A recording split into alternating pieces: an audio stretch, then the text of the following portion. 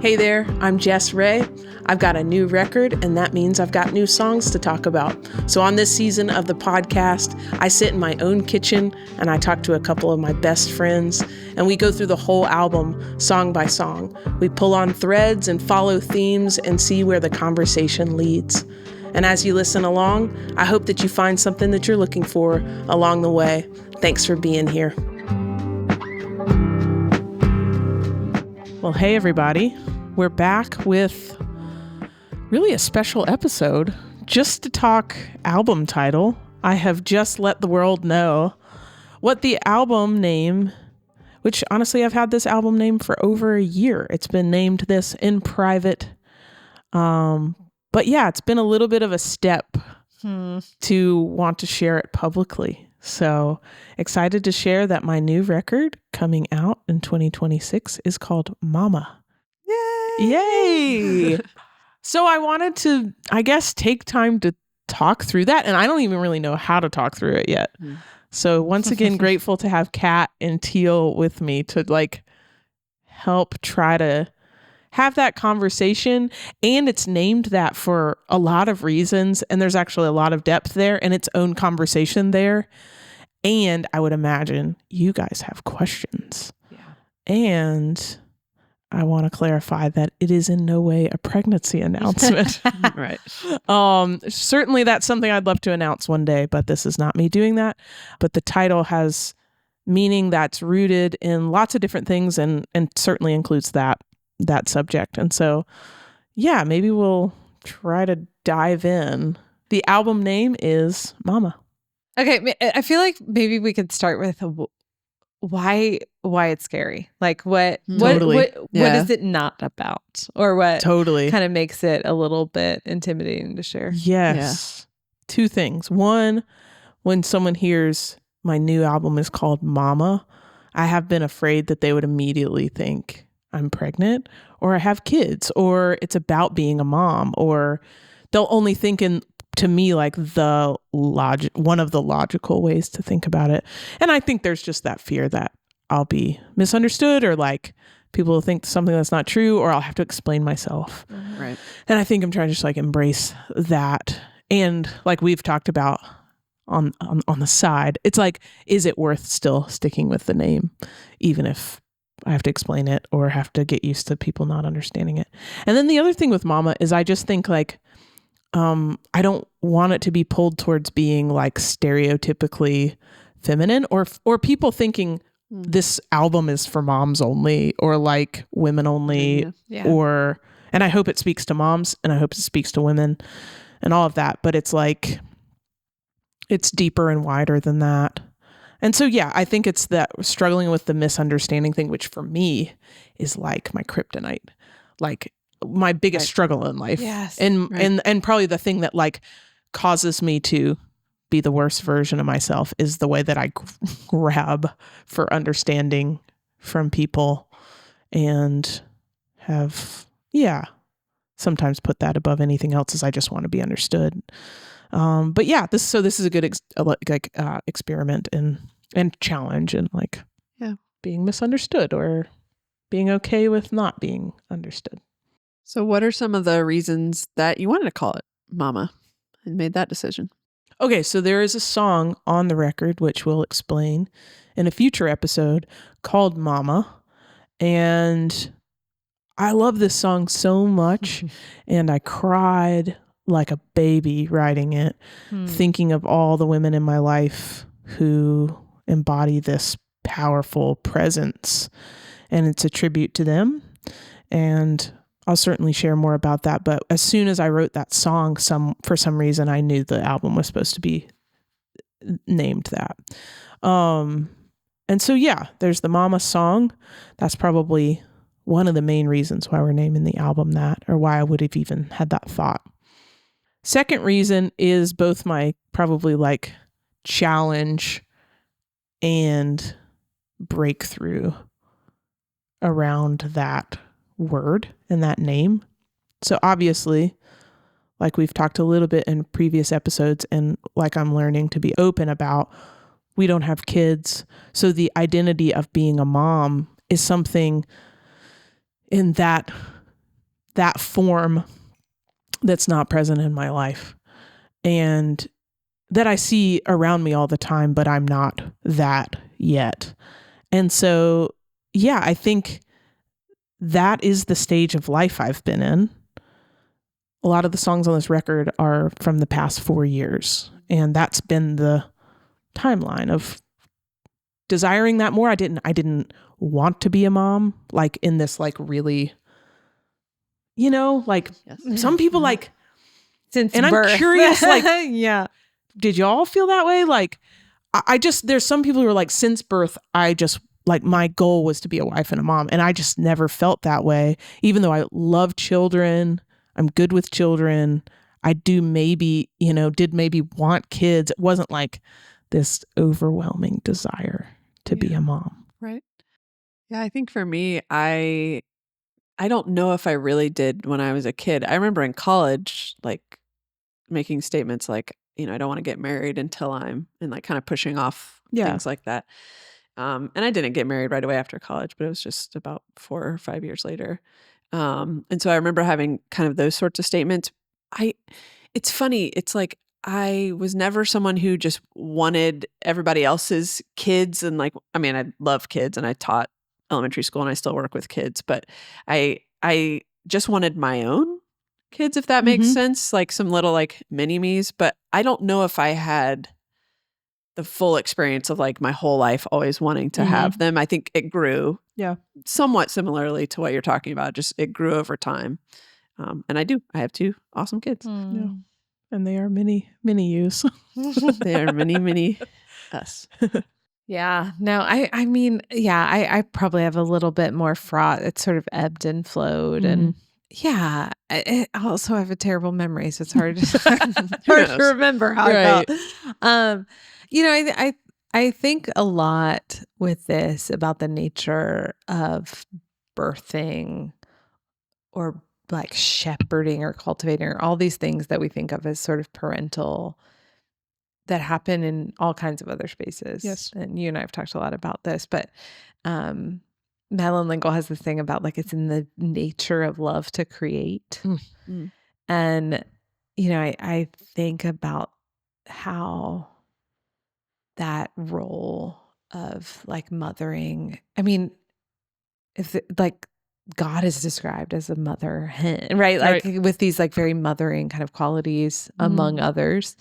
And I think it's kind of like pulling the title and the office maybe of mother out of its like the context we're so used to it, in which we're so used to it, and like adding to it. And I just love that about this. I think it's really beautiful. Yeah, I think you're getting at like that's really what I'm going for. It's not that I'm not talking about actual motherhood, because that, as I've been surprised by, is actually a desire of my heart. And it's not a conscious desire where I just was like always want, but this thing that I think that's more in like the fabric of the world that's like risen up in me, where it's like I can say now I desire to be a mom in a biological way, but in this waiting, I'm learning to see that title expand to what it holds, which is so much more. And almost like there is no woman who is not called to mother. I think that's right. And I don't know. And it's so interesting too, because one of the things that I think about the earliest time of starting to be pulled towards this term was, probably 12 years ago when I sat with the Lord, and in kind of a moment of clarity felt like his call on my life was to mother people in God and in music. And I have like held on to that. And that's what I do. It's just continuing to like care for, tend to, be tender towards, speak life, see who people really are, and mother people specifically in him and in music. And it's been a beautiful life. And then honestly, like even just learning the role I can play in people's kids' lives. And just like when I think about when I was young, it was, and this is actually like a proven statistic thing, like now that, people that are your parents' age but aren't your parents influencing, like a young person with influences that are their parents' age or older like that aren't their parents, like aunts, uncles, auntie, uncle kind of figures, teachers, that kind of, they have an incredible amount of influence on a kid's life.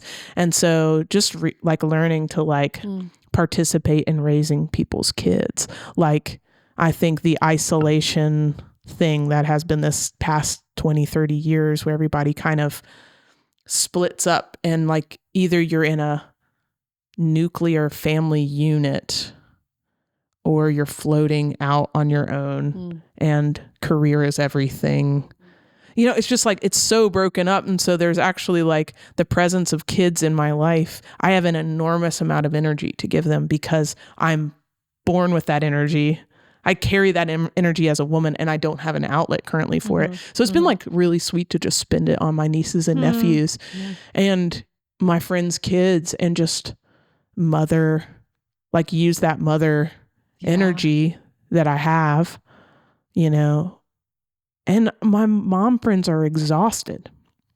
They're like depleted completely in that category. And so being able to come in and like pick the kids up from school and just let them breathe for 2 seconds, it's like that costs me very little of my energy because I'm like, I have plenty to give kids. And anyway, so it's, there's like the metaphorical or the whatever way of just like the influence of like mothering people. And then there's literally just like, I'm enjoying taking care of other people's kids and inviting them into my life and being a part of raising people, I think everybody's actually called towards one another and that God does put the lonely in families and that his design is for us to be around each other, multi-generational and spiritual family, so there's really an opportunity for everybody to participate in that. If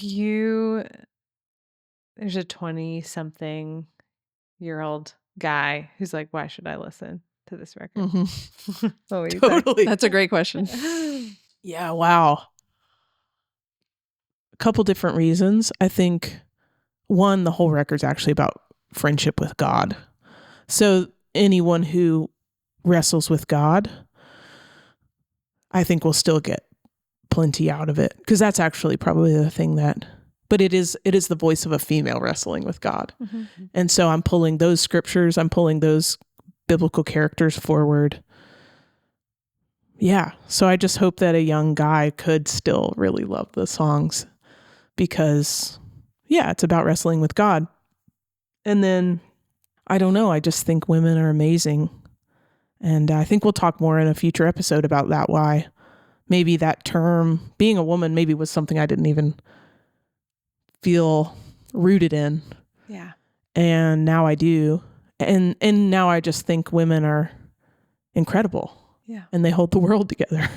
They do so much to make the world a beautiful place. And I just think hopefully young guys would also just see the beauty in who women really are and how crucial they are to a full picture of God. Yeah. I think they could, anyone could benefit from like understanding, and I think we'll talk about this later, but like addressing like the dudes that might have question marks around it. I think that there's a lot to be learned through these songs, one in particular about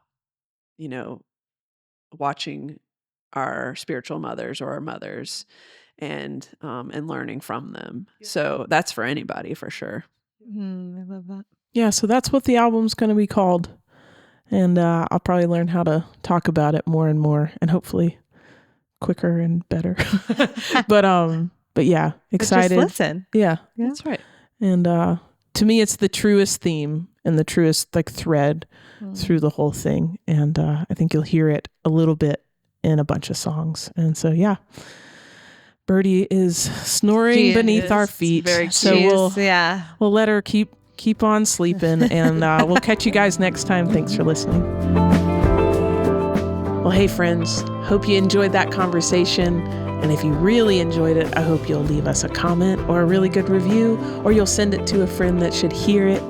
If you're looking for me elsewhere, I'm mostly on Instagram, but I have also started a SUBSTACK where I'll be sharing prayers and devotional writings and poems, and I'd love to find you over there as well. Before I let you go, I got to say some thank yous. First, thank you to Kat Miller and to Teal Wojcicki for being in this conversation with me. Thank you so much to my husband, Kyle Langdon, for producing and engineering and editing this podcast so that you guys could hear it and see it. And thank you so much to my Patreon community who has funded my music career for the past 5 years. If you're interested in becoming a patron at a free or paid level, I would love to have you on my team and stay more in touch with you. So go to patreon.com/JessRay to sign up. Thank you guys for listening. We're going to catch you next time. Bye.